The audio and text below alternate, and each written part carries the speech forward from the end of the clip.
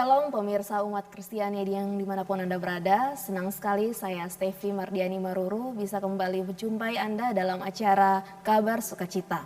Dan untuk kali ini tema kita yaitu jangan hidup dalam kecemasan. Dan untuk itu telah hadir di studio bersama saya Bapak Pendeta Bernie Martin Luther Tumampas STH. Beliau merupakan pendeta pelayan Jemaat GPIG Immanuel Kota Gorontalo. Langsung saja saya sapa beliau. Shalom Pak Pendeta. Shalom Stevi. Apa kabar? Puji Tuhan baik. Iya, aku dapat lagi orang Pak Pendeta ya. Ya pemirsa di rumah dan Pak Pendeta, sebelum kita mari bersama-sama belajar tentang tema kita pada saat ini, kita awali dulu dengan doa dan minta kesediaan Bapak Pendeta untuk menuntun kita di dalam doa. Mari kita berdoa. Bapa di sorga, kami bersyukur untuk kesempatan yang Kau berikan bagi kami dalam tayangan TVRI membagi kabar sukacita. Kiranya Engkau yang menuntun kami dalam program ini sehingga boleh berjalan dengan baik dalam cinta kasih Tuhan. Kami mohon pengampunan daripada atas segala dosa kami dan acara ini kami serahkan ke dalam tangan Tuhan yang penuh kuasa dan kasih. Dalam nama Tuhan Yesus kami berdoa. Amin. Amin. Kita lanjut dengan pembacaan Pak Pendeta. Tema kita pada kesempatan ini adalah dari kitab Galatia pasal 3 ayat 15 sampai 29 yang berkata demikian. Hukum Taurat atau janji. Saudara-saudara, baiklah kupergunakan suatu contoh dari hidup sehari-hari. Suatu wasiat yang telah disahkan sekalipun ia dari manusia, tidak dapat dibatalkan atau ditambahi oleh seorang pun. Adapun kepada Abraham diucapkan segala janji itu dan kepada keturunannya. Tidak dikatakan kepada keturunan-keturunannya. Seolah-olah dimaksud banyak orang, tetapi hanya satu orang. Dan kepada keturunanmu, yaitu Kristus. Maksudku ialah janji yang sebelumnya telah disahkan Allah tidak dapat dibatalkan oleh hukum Taurat yang baru terbit 430 tahun kemudian. Sehingga janji itu hilang kekuatannya. Sebab jikalau apa yang ditentukan Allah berasal dari hukum Taurat, ia tidak berasal dari janji. Tetapi justru oleh janjilah Allah telah menganugerahkan kasih karunia-Nya kepada Abraham. Kalau demikian, apakah maksudnya hukum Taurat? Ia ditambahkan oleh karena pelanggaran-pelanggaran sampai datang keturunan yang dimaksud oleh janji itu. Dan ia disampaikan dengan perantaraan malaikat-malaikat ke dalam tangan seorang pengantara. Seorang pengantara bukan hanya mewakili satu orang saja, sedangkan Allah adalah satu. Kalau demikian, bertentangankah hukum Taurat dengan janji-janji Allah? Sekali-kali tidak.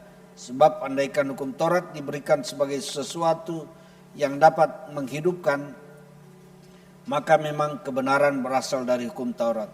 Tetapi kitab suci telah mengurung segala sesuatu di bawah kekuasaan dosa.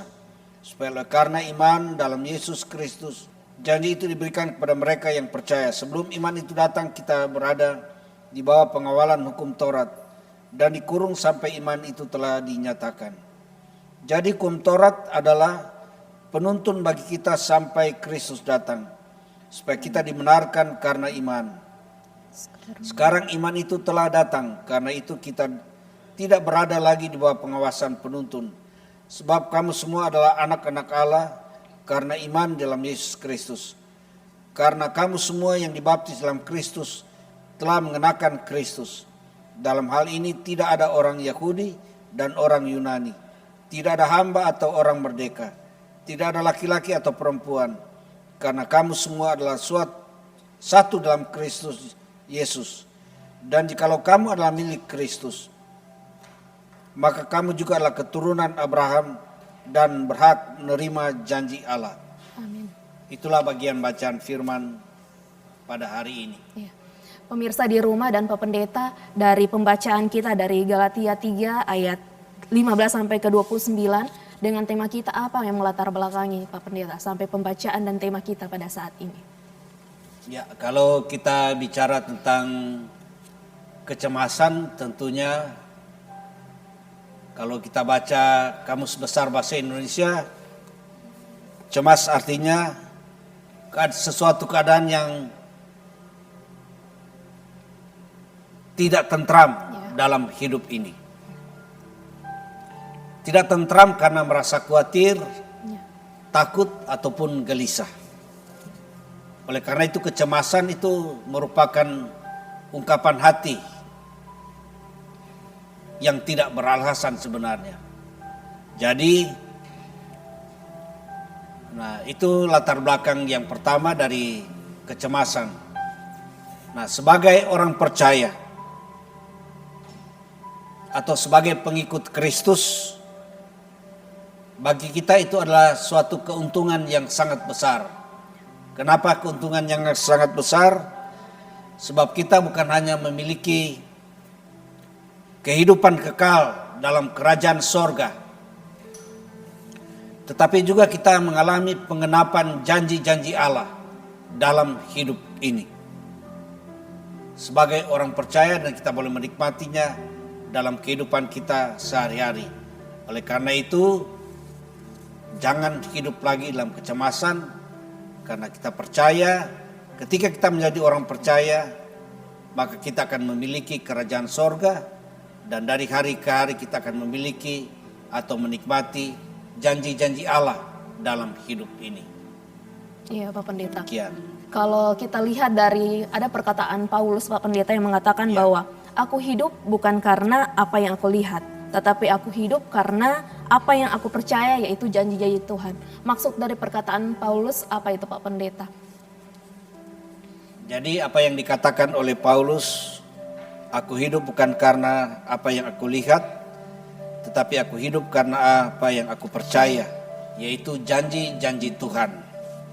Artinya adalah kita hidup bukan karena nanti kita melihat, nanti kita lihat baru kita percaya, bukan itu. Tetapi karena percaya kepada janji-janji Tuhan yang adalah ya dan amin yang berlaku dalam kehidupan kita selaku orang percaya.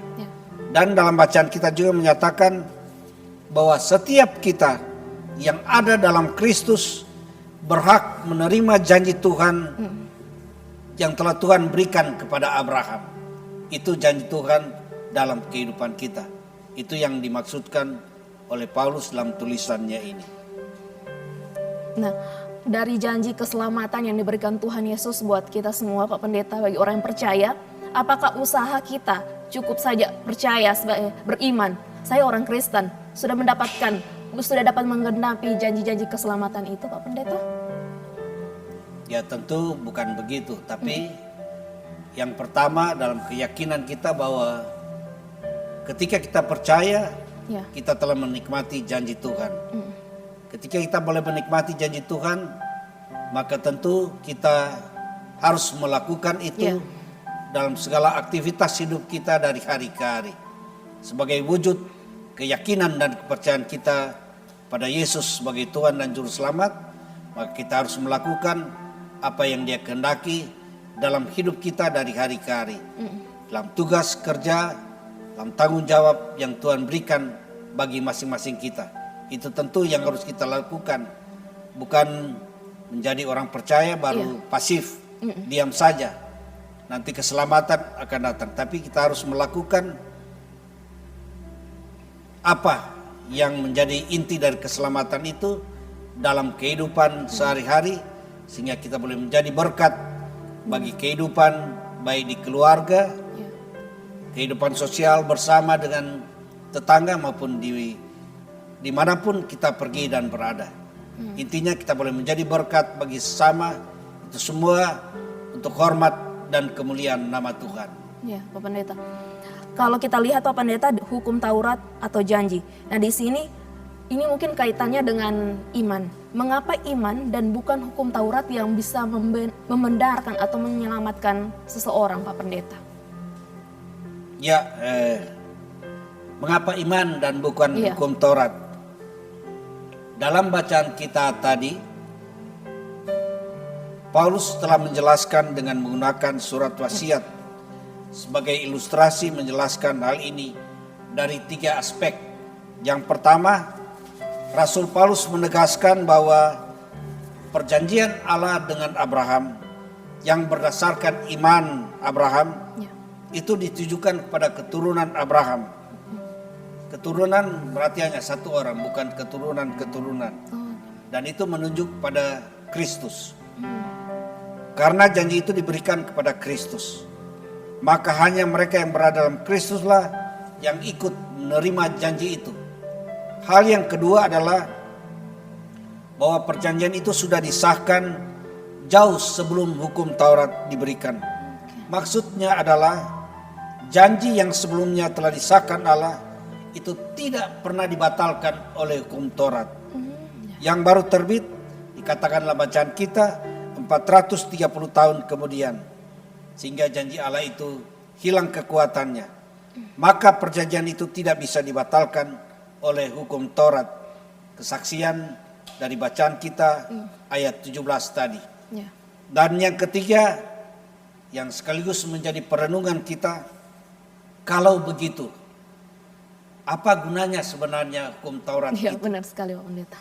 Dan Rasul Paulus telah menjawab, hukum Taurat itu gunanya untuk menjaga supaya orang-orang tetap berpegang kepada janji itu sampai tiba ahli waris yang sejati dalam ayat 19 bacaan kita tadi.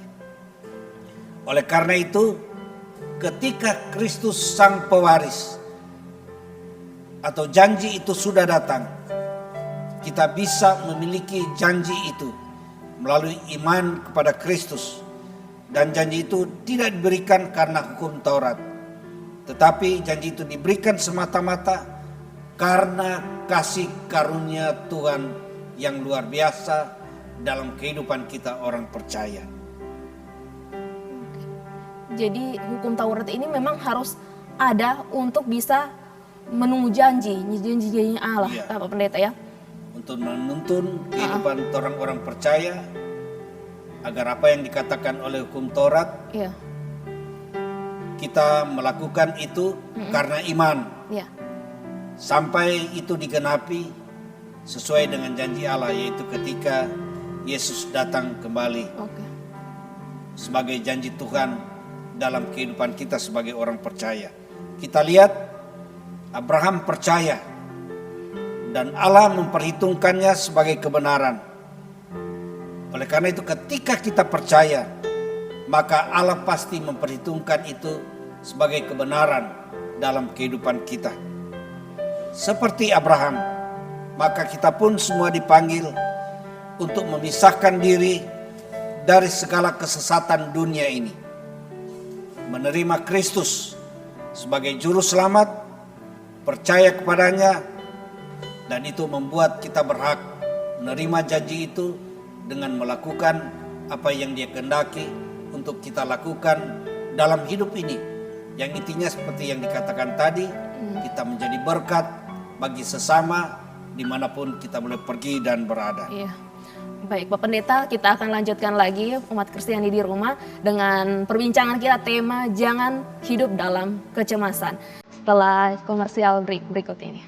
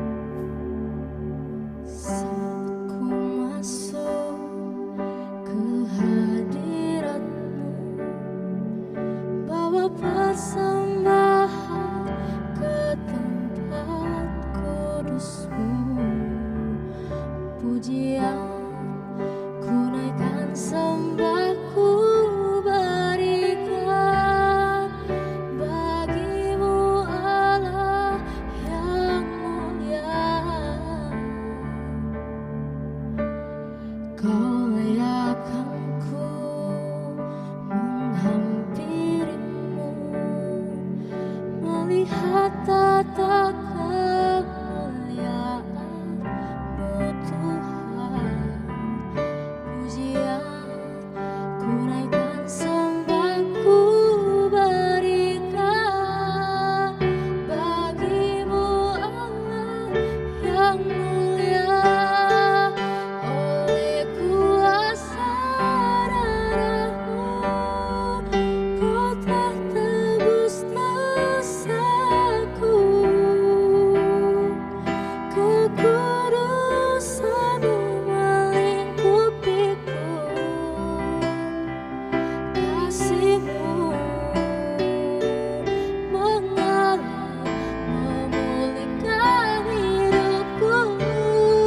Sungguh besar anugerah-Mu, Kau selamatkan hidupku.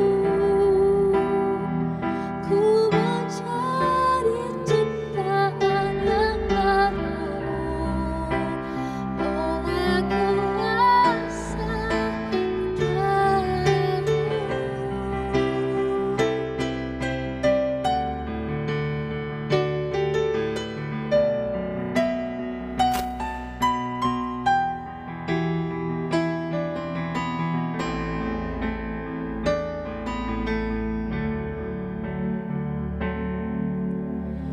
Kau leakanku menghampiri-Mu, melihat tata kemuliaan-Mu Tuhan.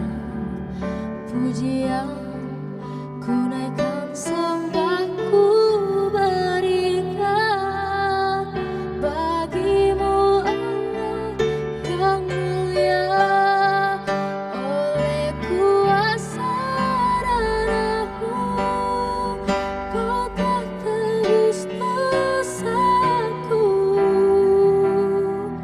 Kekudusan-Mu melingkupiku.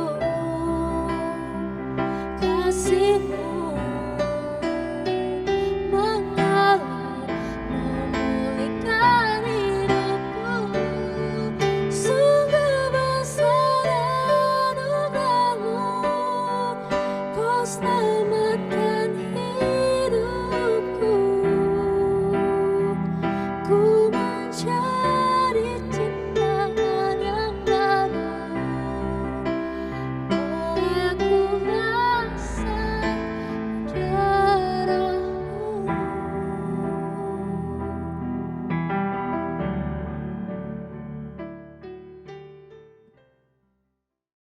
Baik Pak Pendeta, tadi Ya. kita sudah berbicara tentang janji hukum Taurat. Nah kalau kita lihat bagaimana janji Allah itu berdasarkan Alkitab. Kalau kita kulik dari Alkitab, janji-janji Allah seperti apa kalau dalam Alkitab Pak Pendeta? Ya, terima kasih. Seperti yang sudah dikatakan tadi bahwa janji Allah merupakan dasar dari kehidupan iman kita atau dari dasar kekristenan kita. Ya. Oleh karena itu kita lihat kesaksian Alkitab menurut yang disampaikan dalam bagian ini. Yang pertama, janji Allah itu pasti. Ya. Seperti yang dikatakan dalam kitab Mazmur 119 ayat 140. Walaupun dalam benak Daud ada muncul pertanyaan, Tuhan yang berjanji akan mengangkatnya menjadi raja. Tetapi pada kenyataannya ia dikejar dan hendak dibunuh.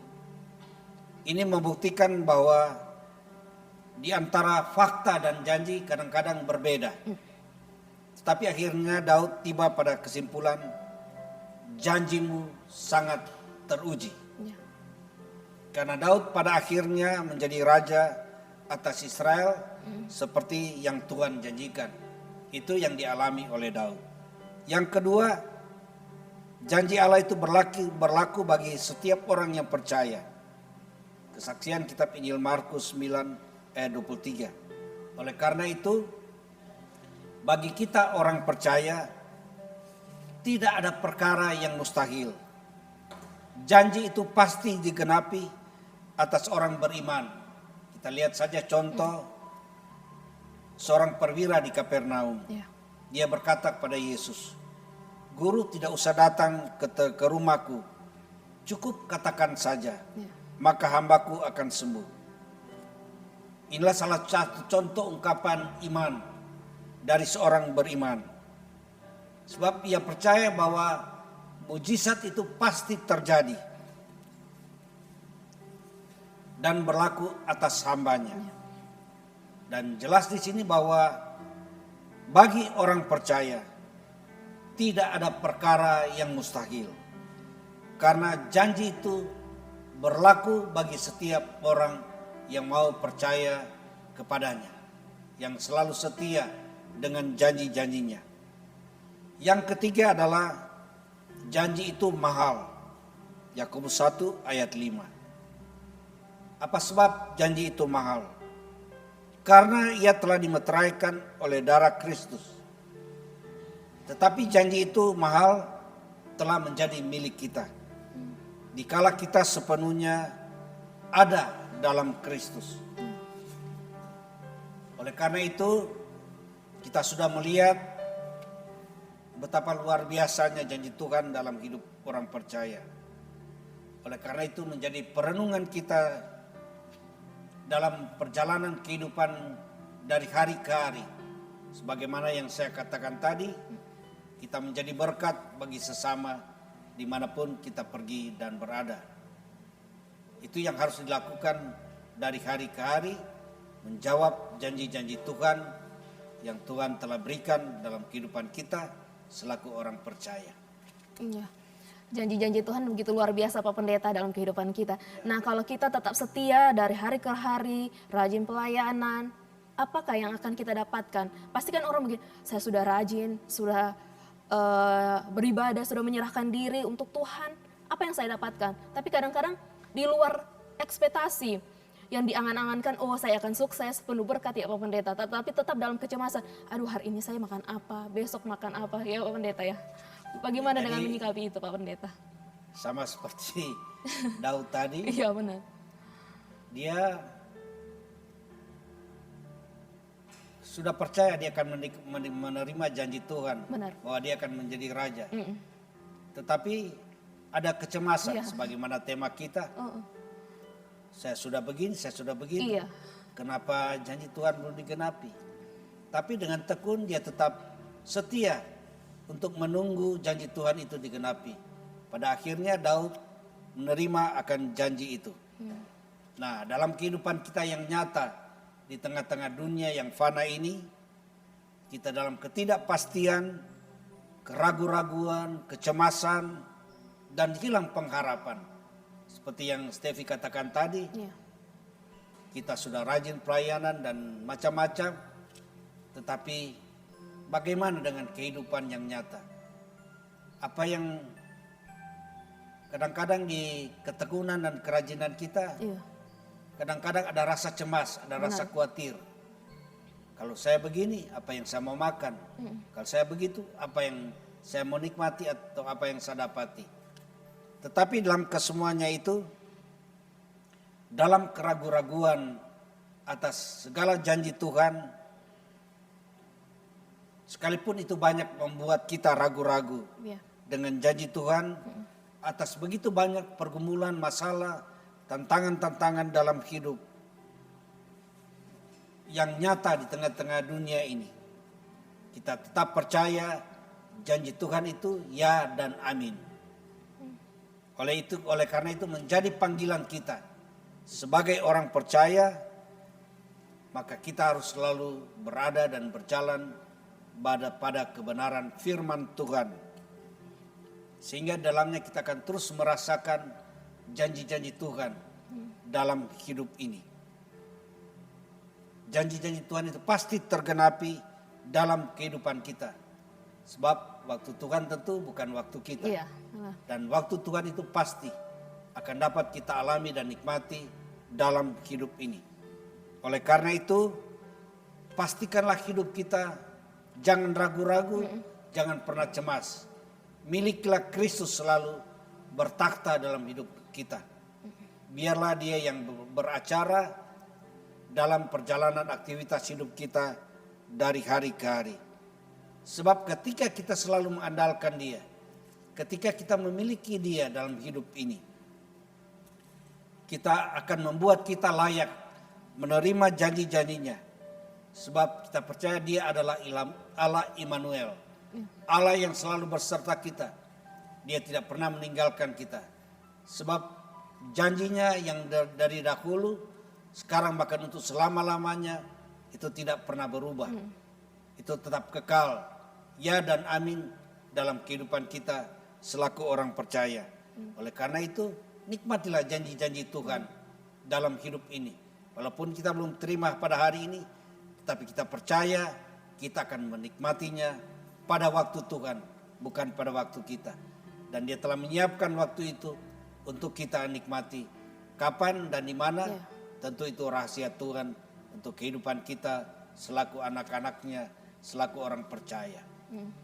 Iya, Pak Pendeta, kalau kita kembali lagi pembacaan di Galatia 3, ini surat Paulus untuk jemaat di Galatia. Kenapa Paulus menuliskan pada perikop pembacaan kita ini hukum Taurat atau janji? Jika kalau kita ini, mana yang lebih penting, hukum Taurat atau janji? Atau sama-sama Pak Pendeta, kalau kita lihat dari perikop pembacaan kita? Jadi seperti yang sudah disampaikan tadi, hukum Taurat atau janji. Iya. Jadi kalau janji Allah itu sudah pasti, Oke.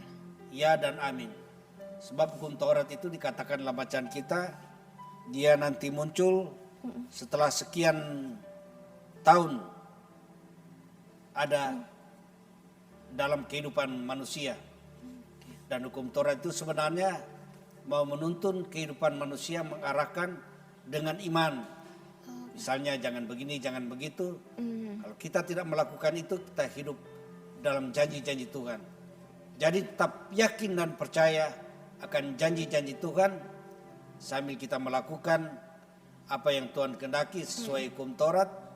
Dan bukan hukum Taurat yang akan kita nikmati, tapi janji-janji Tuhan dalam hidup ini. Kita akan menikmatinya ketika itu diwujudkan dengan keturunannya, yaitu menunjuk kepada Kristus Yesus Juru Selamat bagi orang yang percaya kepadanya. Oke. Jadi bisa dikatakan bahwa hukum Taurat ini seperti ibaratnya kompas Pak Pendeta ya, di mana kita orang percaya harus berjalan di situ untuk mendapatkan janji-janji Allah, janji Allah itu sendiri. Nah, kalau di tengah-tengah kehidupan di era zaman sekarang yang serba instan, yang serba penuh keraguan, meskipun ya saya beriman, tapi butuh sekali yang bagaimana sih Pak Pendeta harusnya kita itu cara hidup kita untuk bisa menghilangkan keraguan itu, karena sifat manusia daging ini lemah Pak Pendeta kan pasti roh kuat. Jadi roh itu penurut tapi daging lemah. Bagaimana agar kita sebagai orang percaya tidak hidup lagi dalam keraguan, tetapi kita menggenapi janji. Karena banyak kalau kita lihat juga di pembacaan di Ayub ya Pak Pendeta ya, seperti pada saat itu Ayub ditimpa dengan begitu banyak bencana, tetapi dia tetap setia. Bagaimana agar kita masyarakat, agar kita jemaat Tuhan, orang percaya itu bisa meneladani sikap Ayub dalam kesetiaannya Pak Pendeta. Nah itu sebenarnya yang diharapkan berlaku bagi kita sebagai orang percaya. Iya. Contoh tadi Ayub, dia kaya raya, ada keluarga, ada istri, ada anak-anak. Pada satu saat Tuhan mencobai dia, semuanya habis. Istri, anak-anaknya, bahkan hartanya yang luar biasa banyaknya itu habis. Tetapi dalam kesemuanya itu, walaupun dia sudah dibujuk oleh teman-temannya untuk meninggalkan Tuhan, tetapi dia tetap setia untuk menunggu janji-janji Tuhan digenapi dalam kehidupannya. Dia tetap percaya kepada janji-janji Tuhan. Dia tetap berdoa kepada Tuhan sehingga dia dikuatkan sampai pada akhirnya dia menerima janji itu. Sehingga keluarganya dipulihkan, hartanya yang sudah hilang datang kembali. Itu yang dia alami, dan janji Tuhan itu tidak pernah berubah. Walaupun ada saat-saat di mana kita kehilangan seperti Ayub, tetapi ada waktu Tuhan yang Tuhan tunjukkan sehingga berkat-berkat Tuhan itu juga kembali menjadi miliknya. Dia punya keluarga, dia punya begitu banyak harta kemudian hari. Walaupun dia telah menerima cobaan yang begitu besar dalam hidup ini. Demikian pun kehidupan kita selaku orang percaya. Harus tetap percaya kepada janji-janji Tuhan. Jangan pernah digiurkan dengan tawaran-tawaran dunia ini. Karena tawaran-tawaran dunia ini biasa cepat. Ya. Cepat dan cepat hilang. Ya. Tapi tawaran dari Tuhan itu kekal adanya. Walaupun belum saat ini kita nikmati, tetapi ada waktu, ada saat kita boleh menikmatinya di dalam kelimpahan kasih karunia-Nya. Itu boleh menjadi bagian dalam hidup kita selaku orang percaya. Tetaplah berdoa, tetaplah keyakinan itu ada dalam hidup ini. Sebab kita percaya bahwa Dia adalah yang ya dan amin dalam hidup kita. Satu kali Dia berkasih karunia, kasih karunia-Nya tetap untuk selama-lamanya dalam kehidupan kita. Iya, baik Pak Pendeta dan pemirsa di rumah, menarik sekali membicarakan tentang janji-janji Allah ini. Nah, kita akan kembali lagi belajar bersama-sama dengan Bapak Pendeta Bernis setelah komersial break berikut ini.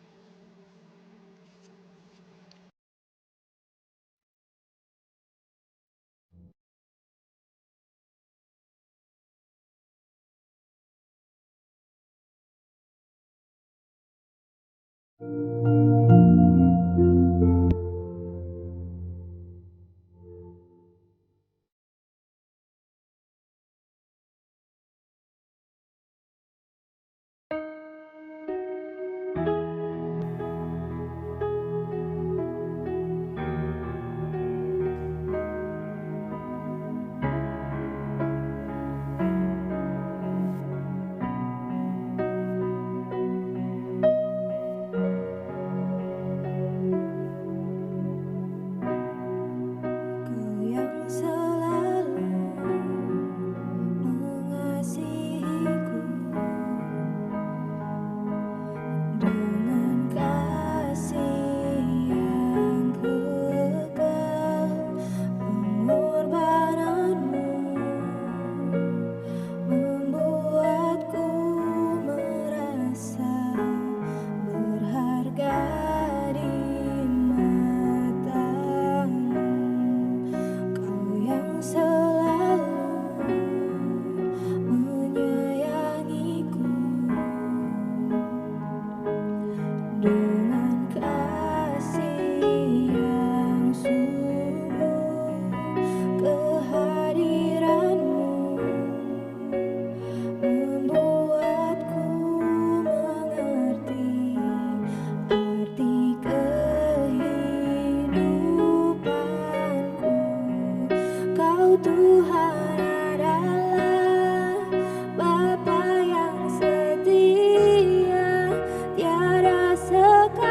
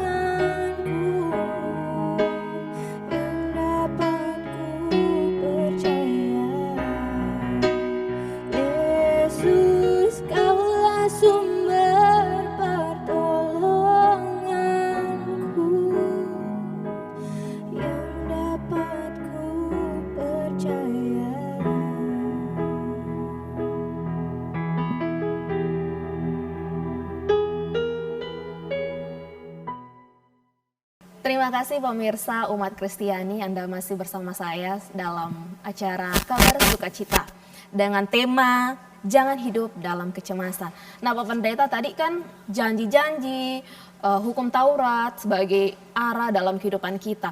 Mungkin ada yang mau bertanya Pak Pendeta ini dari anak-anak remaja. Ya, silakan. Ya, bagaimana ada pertanyaan dengan terkait tema kita pada saat ini? Sebagai remaja yang masih labil, bagaimana cara kita untuk menghadapi masa depan? Apa kita harus bagaimana? Di usia remaja yang banyak sekali tantangan, lingkungan, labil, bagaimana itu Pak Pendeta? Ya, memang masa remaja ini Iya, usia yang labil, yang masih bisa digoyang atau diombang-ambingkan oleh rupa-rupa pengajaran, tapi saya percaya anak-anak ini dalam ketaatan dan kesetiaan mereka sehari-hari sudah pasti mereka boleh menikmati bagian dari janji-janji Tuhan dalam kehidupan anak-anak Tuhan. Oleh karena itu, tetap setia dalam pelayanan, tetap setia dalam cita-cita yang ingin digapai. Sebenarnya semua masa depan untuk anak-anak kita ini sudah disediakan oleh Tuhan. Tinggal bagaimana caranya dari sekarang kita mempersiapkan diri, mengupayakan semuanya. Niscaya pada waktunya kalian akan boleh dapat menikmati janji-janji Tuhan di dalamnya sebagaimana yang menjadi rencana dan cita-cita kalian di kemudian hari. Walaupun memang tantangan begitu besar di masa remaja ini, tetapi tetap yakin dan percaya. Tetap teguhkan dan kuatkan iman dalam perjuangan iman di tengah-tengah dunia ini dengan berbagai tantangan. Niscaya apa yang kau cita-citakan dan harapkan di masa depan dapat dinikmati dalam kemurahan, bahkan dalam kelimpahan kasih karunia Tuhan dalam kehidupan kamu. Bahkan dalam kehidupan kita semua sebagai anak-anak Tuhan, sebagai orang percaya kepadanya. Ya. Iya Pak Pendeta, ada lagi yang mau bertanya?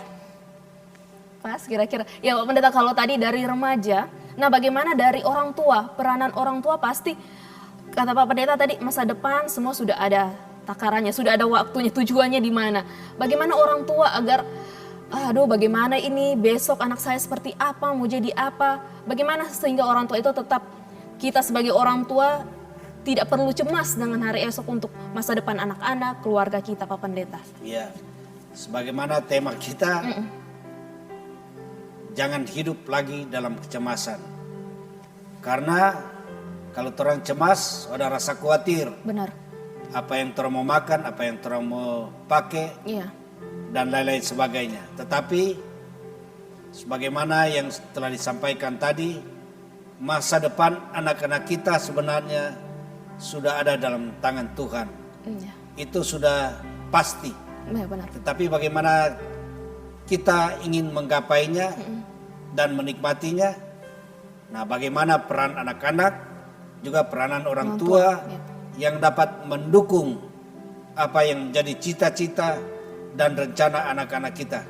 Oleh karena itu para orang tua jangan pernah ragu, jangan pernah cemas dengan segala sesuatu, dengan masa depan anak-anak kita. Karena itu telah disiapkan oleh Tuhan, tinggal bagaimana peranan kita untuk memberikan semangat bagi mereka, tentu dengan dukungan finansial. Itu harus diupayakan oleh orang tua untuk menunjang apa yang menjadi rencana dan cita-cita dari anak-anak kita. Sehingga niscaya apa yang menjadi tujuan, rencana dan cita-cita anak kita itu dapat dialami dalam kehidupan bersama, baik untuk anak-anak maupun keluarga. Dan ketika itu semua dinikmati, tentu sukacita yang sejati akan dinikmati bersama dalam kehidupan keluarga. Orang bisa bersyukur karena apa yang kita rencanakan, yang kita prediksi untuk masa depan yang telah disiapkan Tuhan telah menjadi milik dari anak-anak kita. Jadi jangan pernah cemas, jangan pernah khawatir dengan masa depan anak-anak kita. tetap tekun berdoa dan menyerahkan semuanya ke dalam tangan Tuhan yang penuh kuasa dan kasih. Demikian pun orang tua tentu bertanggung jawab memfasilitasi segala rencana dalam rangka mendukung cita-cita anak-anak kita ke depan. Iya. Demikian kira-kira. Iya, jadi ada peranan orang tua ini penting sekali Pak Pendeta Ya. ya. Bagaimana dengan orang tua yang sibuk bekerja? Kayak Pak Pendeta bilang, finansial harus dicukupkan. Iya Pak Pendeta, saya sudah bekerja siang dan malam. Alhasil anak saya terlantar, sehingganya anaknya malah menjauh dari Tuhan. Ini sebenarnya pasti kan banyak yang orang tua yang sibuk pelayanan, sibuk bekerja, anaknya akhirnya dilupakan. Jadi tidak hasil yang ingin mereka dapatkan anaknya seperti ini akhirnya jadi membanding-bandingkan anak-anaknya Pak Pendeta ya. Jadi kalau menghadapi situasi yang demikian tentu orang tua pertama harus memiliki waktu Iya.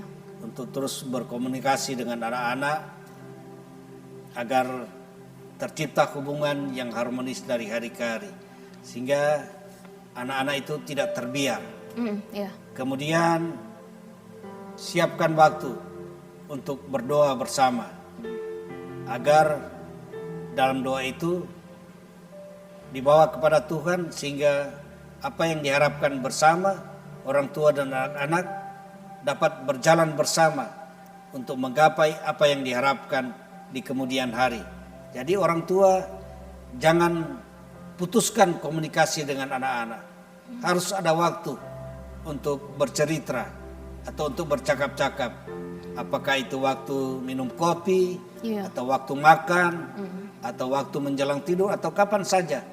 Ketika ada waktu itu walaupun cuma 1 menit, Iya. ambil waktu kesempatan untuk bercakap dengan anak-anak kita.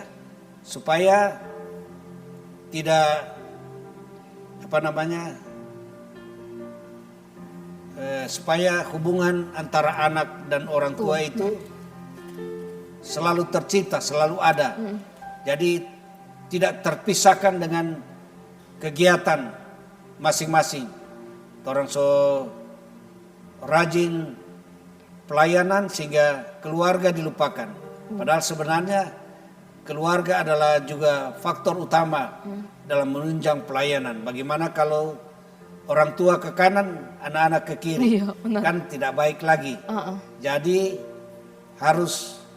orang tua harus tetap menyiapkan waktu untuk anak-anak untuk berkomunikasi agar apa yang diharapkan kemudian dapat dinikmati secara bersama-sama. Ya. Pasti Pak Pendeta pasti banyak orang tua Pak Pendeta saya sudah meluangkan waktu, saya sudah mau ajak berdoa bersama, tapi anaknya ini Pak Pendeta yang susah sekali mau diatur, sibuk dengan dunia masing-masing, apalagi sekarang yang era digital, kemana-mana dengan handphone mereka, sibuk dengan handphone mereka, susah Pak Pendeta, pasti ada orang tua seperti itu Pak Pendeta mengatakan. Susah sekali mereka untuk berkomunikasi secara langsung dengan anaknya.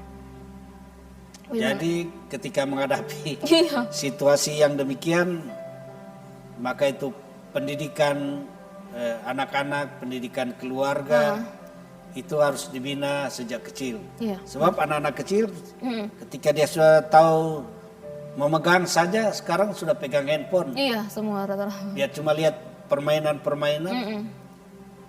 Jadi jangan lupa terus diajar-ajarkan kepada anak-anak kita. Iya. Yang pertama seperti Amsal katakan, takut akan Tuhan itu adalah permulaan pengetahuan. Jadi sejak kecil harus dibina anak-anak kita. Hubungan dengan keluarga itu harus menjadi baik. Hubungan kakak beradik, hubungan dengan orang tua, bahkan hubungan dengan orang-orang lain. Itu harus dibina, harus dipelihara sejak kecil. Sehingga jangan nanti remaja atau sepemuda baru mau bina. Iya, Jadi benar. mereka sudah kesana kemari. So kadang-kadang anak-anak tidak peduli lagi dengan orang tua Benar. karena kesibukan masing-masing. Apalagi di era digital ini. Iya. Ini sekarang kita lihat anak-anak masih kecil so pakai kacamata karena hari-hari cuma ada Gadget, iya. gadget. Rumah Pendeta. Mereka lebih pintar dari orang tua. Iya, benar. Oleh karena itu, masih sejak dini pembinaan pendidikan Kristen itu harus terus diterapkan dalam keluarga kita masing-masing.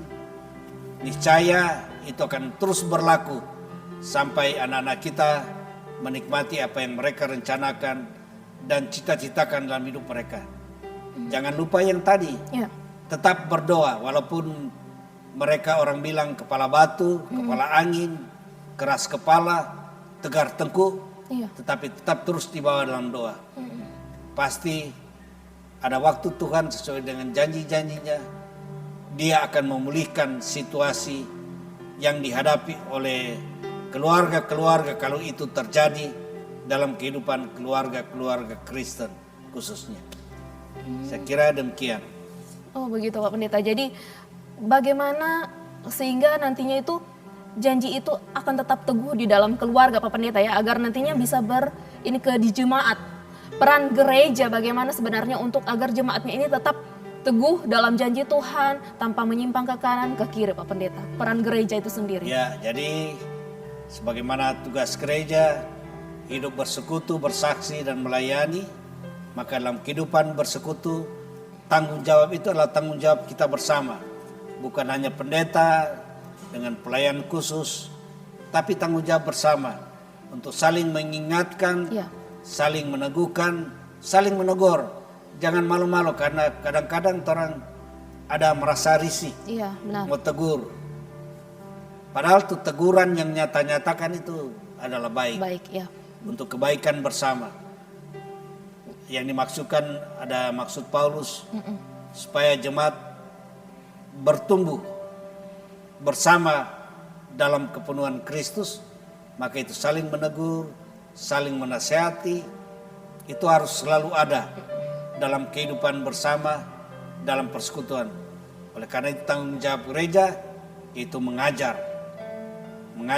untuk jemaat, mengajar untuk bagi pelayan-pelayan khusus, bahkan mengajar untuk semua agar dapat melakukan kebenaran firman Tuhan dari hari ke hari. Niscaya dalam kesemuanya itu nama Tuhan yang semakin diagungkan dan dimuliakan untuk kehidupan bersama, dapat menikmati janji-janji Tuhan dalam kehidupan yang Tuhan anugerahkan itu. Baik Pak Pendeta, tidak terasa waktu kita sudah di ujung acara. Pak Pendeta silakan memberikan kesimpulan terkait tema kita kepada pemirsa di rumah agar pemirsa di rumah tetap hidup dalam janji-janji Allah dan tanpa ada kecemasan. Silakan Pak Pendeta. Ya, Bapak Ibu yang dikasihi Tuhan, sebagaimana tema kita saat ini, hiduplah di dalam janji, hiduplah dalam jangan hidup dalam kecemasan.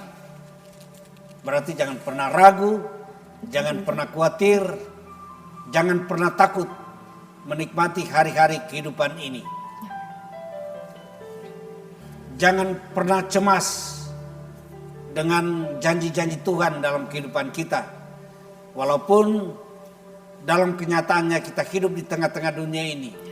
Ada begitu banyak pergumulan, ada begitu banyak tantangan, bahkan persoalan-persoalan hidup. Tetapi tetaplah yakin terhadap janji-janji Tuhan. Sebab janji-janji Tuhan itu adalah ya dan amin. Akan terus berlaku dalam kehidupan kita sebagai orang percaya. Dia yang berjanji dari dahulu, sekarang dan selama-lamanya, itu tidak pernah berubah sama sekali. Sebab janjinya itu kekal, ya dan amin dalam kehidupan kita. Oleh karena itu, yakinlah kepada janji-janji Allah. Sebab Dia adalah Immanuel, Allah yang beserta kita sekarang dan untuk selama-lamanya. Terima kasih Pak Pendeta, kiranya Tuhan Yesus memberkati dalam pelayanan, tugas, dan keluarga Pak Pendeta juga. Terima kasih. Pemirsa di rumah, umat Kristiani dimanapun Anda berada, tidak terasa kita sudah di penghujung acara. Saya Stefi Mardiani Maruru dan seluruh kru kerabat kerja yang bertugas mengucapkan terima kasih atas perhatian Anda. Tuhan Yesus memberkati.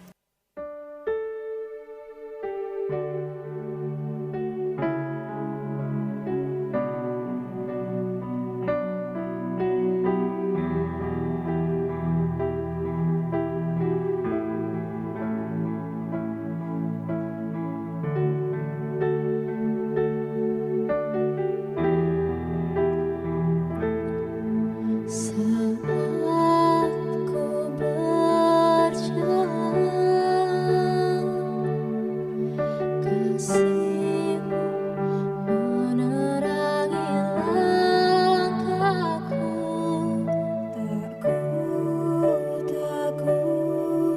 Tak ku bimbang, karena ku tahu Kau bersamaku. Kau lebih tahu yang terbaik bagiku.